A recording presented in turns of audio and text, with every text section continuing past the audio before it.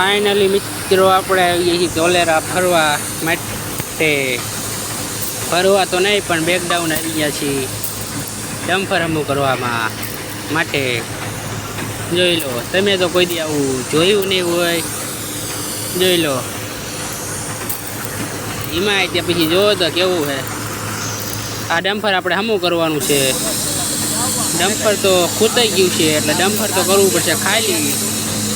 એમાં જીસીબી વાળો તબડું તબડું તબડું કરવા માંડ્યો ખાલી. ઓ ફાઇનલી મિત્રો ખાલી કરે છે. જો તમે આવું જીસીબી તો કોઈ દી જોયું નહીં હોય. જોઈ લો ફાઇનલી મિત્રો જીસીબી કેટલું ઊંચું છે જોઈ લો.